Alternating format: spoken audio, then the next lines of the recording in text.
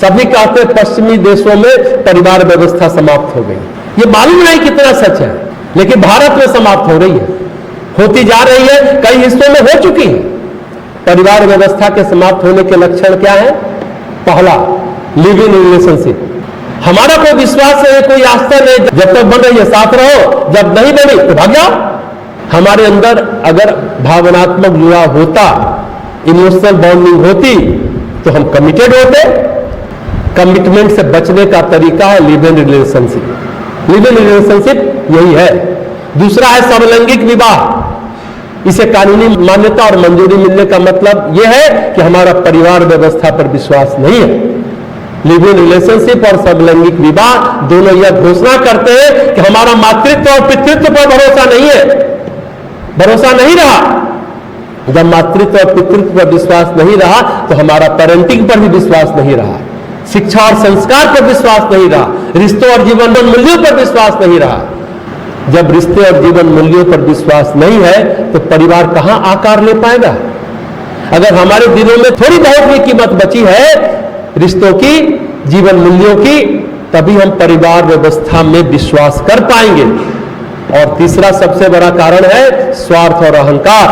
स्वार्थ और अहंकार ने परिवार व्यवस्था को तोड़-फोड़ डाला, नष्ट भ्रष्ट कर डाला। स्वार्थ और अहंकार, और सच कहे तो स्वार्थ और अहंकार जीवन का प्रदूषण है, पॉल्यूशन है।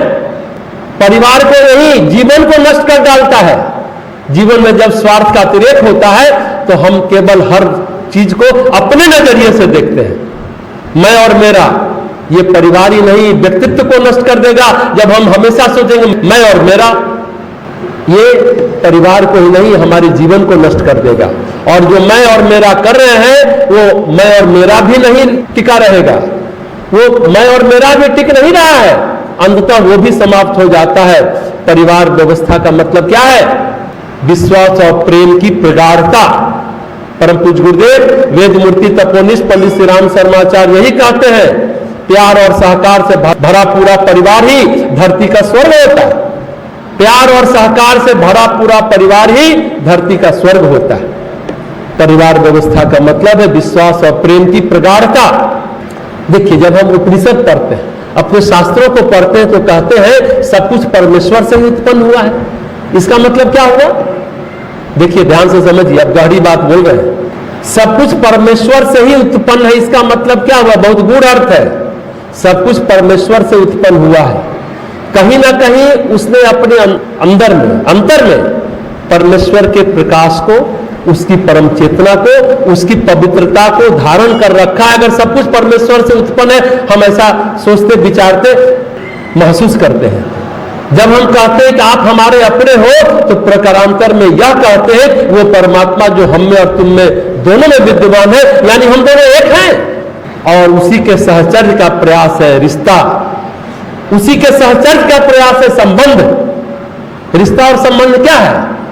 अगर परमेश्वर से सब कुछ उत्पन्न हुआ, आप हम सभी परमेश्वर से उत्पन्न हैं, तो हम सब एक ही है ना। उसी सहचर्य का प्रयास है रिश्ता। रिश्ता क्या है, इस तरह से समझने की कोशिश करिए। अब इसको और एक अलग तरीके से समझने की कोशिश करिए। हमने इकोसिस्टम में, इन्वायरमेंटल साइंस में, इकोलॉजी में क्या पढ़ा है? अगर एक प्रजाति नष्ट होती है तो दूसरी प्रजाति नष्ट होने के कगार पर आ जाती है। बायोडायवर्सिटी पढ़ा है ना? जब हम दूसरे को नष्ट करेंगे तो खुद ही नष्ट होने के कगार पर पहुंच जाएंगे। आई बात समझ में? पिता पुत्र में, माता पुत्री में, सास बहू में, पति पत्नी में, मामा भांजे में, भाई भाई में, ममेरी चचेरी बहनों भाइयों में विश्वास होना चाहिए ना। आज वो नहीं है। ध्यान रखने की बात है, तू और तेरा के बिना मैं और मेरा भी नहीं टिकेगा। जब हम आप पर यकीन करेंगे, जब हम आप पर विश्वास करेंगे, तो हम भी टिके रहेंगे। नहीं, अपना काम निकाल लिए फिर उसको भूल गए, मतलब निकल गया तो पहचानते नहीं, यूं जा रहे हैं जैसे उसे जानते नहीं। काम निकल गया फिर उससे बचते रहे। ध्यान दीजिए, तू और तेरा के बिना मैं और मेरा भी नहीं टिकेगा। जब हम आप पर यकीन करेंगे तो हम भी टिके रहेंगे। संसार में ऐसा परमेश्वर भी नहीं है जब वो धरती पर आए, कलेवर धारण करे, काया धारण करे और अपने बल पर जीवन चला ले। नहीं, परमेश्वर भी नहीं कर सकते ऐसा। उन्हें भी मां की गोद, पिता की छाया, मित्रों का संबल, परिजनों और रिश्तों का साथ चाहिए, उनको भी चाहिए होता है। भगवान कृष्ण ब्रजभूमि में रहते थे। उस गांव में अनपढ़ लोग, ग्वाले, चरवाहे, कंस के चाकर, दास कहना चाहिए, अनाचारी राजा के सताए हुए लोग थे, लेकिन तब भी ब्रजभूमि के कण कण में प्रेम और खुशियां छलकती थी। क्या मजाल कि ब्रजमंडल में कभी किसी ने कन्हैया पर कोई आरोप लगाया हो? क्या मजाल? नहीं, आप कहेंगे कि कृष्ण पर तो माखन चोरी के आरोप तो लगते थे। आप सामान्य भाषा में ही कहिएगा, अरे वो तो परिहास था गोपियों का, वो कृष्ण को रिझाने के लिए, खिजाने का प्रयास करते थे। वो कृष्ण को रिझाने और खिजाने का प्रयास था। कभी किसी ने उनसे गोप रस की कीमत मांगी क्या? दूध, दही, मक्खन की कीमत मांगी क्या किसी गोपिकाओं ने कृष्ण से? परंतु पढ़े लिखे लोग, शहरी लोग, देखिए द्वारिका तो बहुत बड़ी नगरी बनी थी, पढ़े लिखे लोग थे, शहर नगर था। भगवान कृष्ण पर शैमंतक मणि के चुराने का आरोप लगा दिया और इतनी गंभीरता पूर्वक लगाया कि बड़े भाई बलराम को भी यह विश्वास हो गया कि कृष्ण ने चोरी की है। ऐसा शास्त्रों में लिखा है।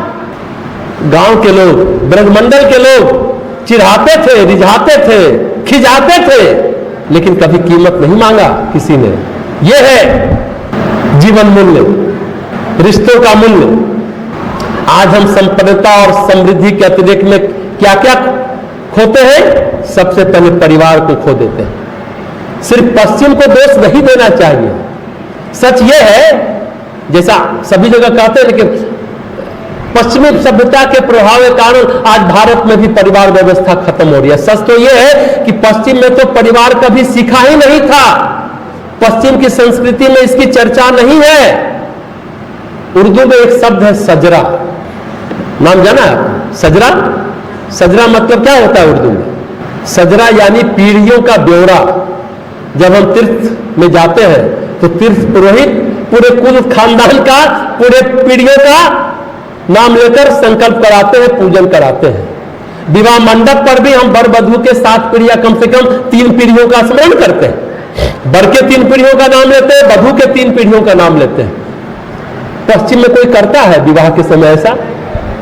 यह हमारी पीढ़ियों की परंपरा है, रही है। हम उपनिषदों को मानने वाले देश हैं, लेकिन आज क्या हो गया? हमारे यहां धर्म, अध्यात्म, व्यवस्था विकसित से और विकसित की ओर गई है। हम किसी एक ऋषि पर निर्भर नहीं रहे। हमारे यहां अध्यात्म और अनुसंधान की एक परंपरा रही है। ध्यान से सुनिएगा, हमारे यहां अध्यात्म और अनुसंधान की एक परंपरा रही है। जब कोई राम आए, जब कोई कृष्ण आए, तो उन्होंने जीवन मूल्यों में एक नवीन अध्याय जोड़ा है, नवीन अध्याय जोड़ा है। हमारे यहां जो अवतार हुए हैं, अवतार परंपरा दरअसल क्या है? अपने यहां जो अवतार हुए विकास की परंपरा है। अवतार की परंपरा विकास की परंपरा है। लेकिन पश्चिम में जब ईसा आए, मोहम्मद आए, कबीले थे, जाहिलिया युग था, विकसित देश नहीं था। जब विवेकानंद विदेश गए और जब भारतीय संस्कृति की बात उन्होंने कही, तो लोगों ने पूछा, आपकी संस्कृति इतनी पुरानी और ऊंची थी, तो आप हमें धर्म सिखाने क्यों नहीं आए? ध्यान से सुनिएगा, स्वामी विवेकानंद ने कहा, अरे पहले आप जीवन जीना तो सीख लेते, तब हम धर्म सिखाने आते। किसको धर्म सिखाते? इसलिए जाहिल लोगों ने ईसा मसीह को सूली दे दी। हजरत मोहम्मद को कितनी बार मक्का मदीना से भागना पड़ा। चलिए आप कहेंगे कि नहीं, अब परिवार शब्द पश्चिम में सुना जाता है, परिवार शब्द सुना गया है, तो कुटुंब शब्द सुना गया है क्या? कुटुंब क्या है? परिवार का विकसित और बृहत रूप ही तो कुटुंब है। हम तो केवल परिवार में ही नहीं, कुटुंबियों में भी विश्वास रखते हैं, हम पीढ़ियों में विश्वास रखते हैं। लेकिन क्या हुआ? हम क्या थे, क्या हो गए और अब क्या होना चाहिए, इसकी चर्चा आज हम लोग कर रहे हैं। हम क्या थे, इसकी चर्चा किए, क्या हो गए, परिवार व्यवस्था क्यों टूटी, स्वार्थ और अहंकार ने तोड़फोड़ डाला, नष्ट भ्रष्ट कर डाला। पर हमारे जीवन में जो गिरावट आई है, ये बहुत दुखद और दयनीय है। जैसा हमने कहा, इसका कारण यही है, मैं और मेरा, हमारा पैसा है, हम भी भोग करें, सारे संपत्ति का भोग हम ही करें, भाई को ना मिल जाए, भतीजे को ना मिल जाए, यही समस्या है। बस मैं और अंत में वह मैं भी खत्म हो जाता है। आज पश्चिमी देशों में और अपने यहां भी सुनने वालों का अभाव है, परिवार का अभाव है। हम अपनी बात सुना नहीं सकते। आज जो बच्चों में नशा की ललक है, यौन कुंठा है, कारण क्या है? हम कह नहीं पाते परिवार में बहन से, भाई से, चाची से, नानी से, भाभी से, मामी से नहीं कह पाते। वो कुंठा, वो पीड़ा नहीं कह पाते हैं। अरे किसी से लगा हुआ, किसी से धोखा हुआ, किसी से पीड़ा मिली, कोई हमें ब्लैकमेल कर रहा है, ये बातें हम कह नहीं पाते। अरे कहना भी दर्द को घटाता है, बहुत घटाता है, पर किससे कहे जाकर? कह दिया तो हंसी उड़ाते हैं, मजाक बनाते हैं। परिवार अब बचा नहीं है। जो बचे हैं खंडहर बचे हैं, जहां भूत रहने लगे हैं, प्रेत रहने लगे हैं। आज परिवार खत्म होते जा रहे हैं, काउंसलर और साइकोलॉजिस्ट बढ़ते जा रहे हैं। बहुत अच्छा वाक्य है। आज परिवार खत्म होते जा रहे हैं, काउंसलर और साइकोलॉजिस्ट क्या बढ़ते जा रहे हैं। इंसान अपना दुख, अपनी पीड़ा, अपना रोना, अपनी परेशानी पैसे देकर बता रहा है उस काउंसलर को। यह भी अब एक व्यापार हो गया है। काउंसलर आपसे चार्ज करेगा 1 घंटे का इतना डॉलर, इतना रुपया, केवल आपकी सुन लेता है बस। हम विकसित तो हुए, सुविधाएं तो बढ़ी, पर रिश्ते खो गए, प्रेम खो गया, परिवार खो गया, मां खो गई।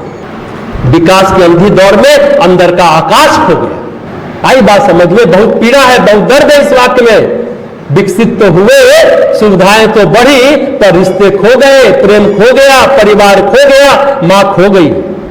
विकास की संधि दौर में अंदर का आकाश खो गया। कहां जाएंगे? किस कीचड़ में, किस दलदल में अतृप्त जीवन की सांसें लेते रहेंगे? बहुत गहरी बात। इस तरह से सोचेंगे तो निश्चित रूप में आप लोग कम से कम आज तो अपने माँ बाप, अपने रिश्ते नातेदारों से अच्छे से बात करेंगे। क्यों? इस मूल्य को समझ पा रहे हैं ना, रिश्ता